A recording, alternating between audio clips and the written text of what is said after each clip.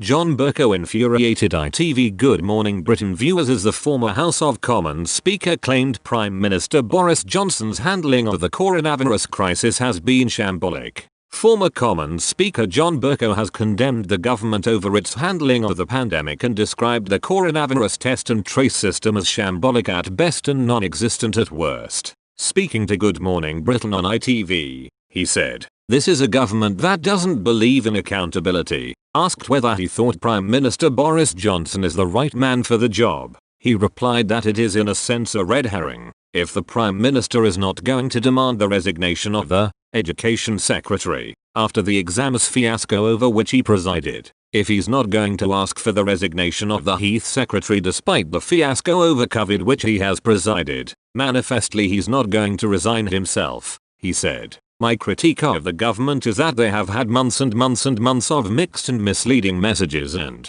frankly, doing press conferences offering scripted soundbites and televised addresses to the nation or taking to Twitter are no substitute for accountability." The comments infuriated GMB viewers who took to Twitter to blast the former Tory MP. One wrote, "Appreciate GMB have a government boycott-sized gap to fill in their programming, but there are literally 1 million other recently unemployed nobodies with no relevant authority on the issue of Boris's leadership they could have gone to before John Bercow." And another, "GMB you have officially reached the bottom of the barrel." One viewer echoed, "Not a fool quit that bloke. Keep up the great guests, scraping the barrel." One noted, "John Bercow, the man who tried to push his own agenda in Parliament. We are meant to take what he says with any moral." Others suggested the Speaker's comments were a bitter reaction to him failing to secure a peerage this year. One Twitter user said, "Can't take Bercow serious, he's seething he's not in the Lords. Oh shame." And another,